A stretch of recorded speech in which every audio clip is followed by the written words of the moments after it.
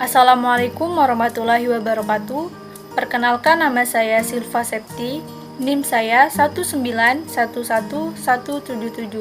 Saya dari kelas PAI 4G, Prodi Pendidikan Agama Islam, Fakultas Tarbiyah.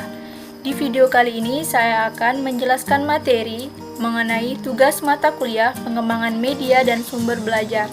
Dosen pengampunya Ibu Nurul Faki Isroi MPD. Di sini saya akan menjelaskan materi mengenai konsep dasar teknologi, media, dan sumber belajar. Yang pertama ada teknologi. Jadi teknologi itu berasal dari bahasa Yunani teknologia, tekne, yang artinya kemampuan, dan logia yang artinya adalah ungkapan.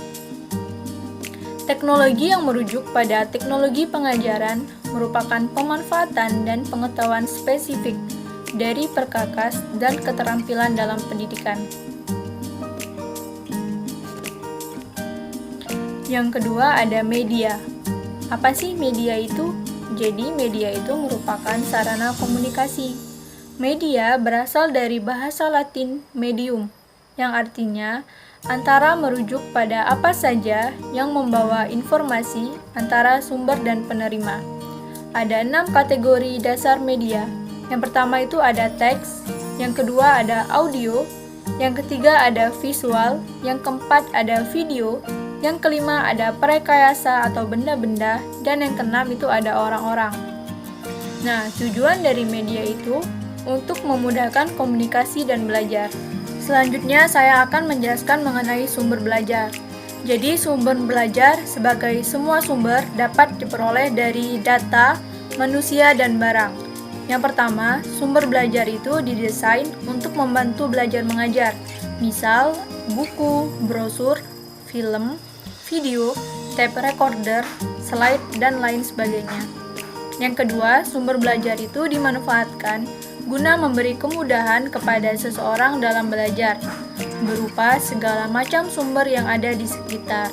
Misalnya, pasar, toko, museum, pakar, tokoh masyarakat, dan lain-lainnya. Selanjutnya itu adalah fungsi dari sumber belajar. Yang pertama, penggunaan sumber belajar disesuaikan dengan tingkat kebutuhan anak. Misalnya, ada seorang anak yang hanya menghendaki bahan dari sumber belajar yang sama. Yang kedua, pada pendidikan anak usia dini, fungsi sumber belajar itu lebih cenderung memberikan kesempatan proses berasosiasi kepada anak untuk mendapatkan dan memperkaya pengetahuan. Yang ketiga, fungsi sumber belajar yang lain adalah untuk meningkatkan perkembangan anak dalam berbahasa melalui komunikasi dengan mereka tentang hal-hal yang berhubungan dengan sumber belajar atau hal lain. Selanjutnya di sini ada bahan-bahan pengajaran. Apa sih pengertian dari bahan-bahan pengajaran itu? Jadi bahan pengajaran merupakan benda-benda spesifik yang digunakan dalam sebuah pelajaran yang mempengaruhi kegiatan belajar siswa. Bahan pengajaran berupa materi, soal, dan umpan balik. Selanjutnya ada prinsip-prinsip pengajaran efektif. Yang pertama itu menakar pengetahuan sebelumnya yang dimiliki oleh siswa. Yang kedua, mempertimbangkan perbedaan individual. Yang ketiga, menyatakan tujuan. Yang keempat, mengembangkan kemampuan metakognitif. Yang kelima, menyediakan interaksi sosial. Yang keenam, memasukkan konteks realistik. Yang ketujuh, melibatkan para siswa dalam praktik relevan. Dan yang kedelapan, menyediakan umpan balik yang konstruktif, terus-menerus, dan tepat waktu. Peran teknologi dan media dalam belajar. Yang pertama, pembelajaran itu berpusat pada guru, karena untuk mendukung penyajian pengajaran. Yang kedua, pelajaran itu berpusat pada siswa, karena siswa merupakan pengguna utama teknologi dan media. Yang selanjutnya itu adalah lingkungan belajar. Apa sih lingkungan belajar itu? Jadi lingkungan belajar itu merupakan lingkungan atau situasi fisik yang di dalamnya pembelajaran itu diharapkan berlangsung. Dan lingkungan belajar mencakup fasilitas fisik, suasana akademik dan emosional, serta teknologi pengajaran.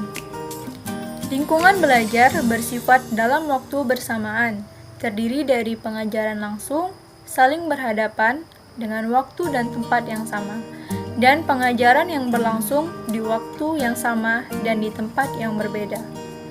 Lingkungan belajar bersifat tidak dalam waktu bersamaan, memungkinkan akses materi atau konten pada waktu yang berbeda oleh banyak siswa di berbagai tempat berbeda.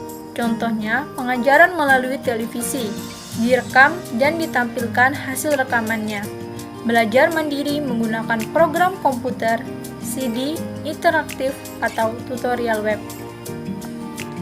Baiklah, sekian penjelasan dari saya mengenai materi dari konsep dasar teknologi, media, dan sumber belajar.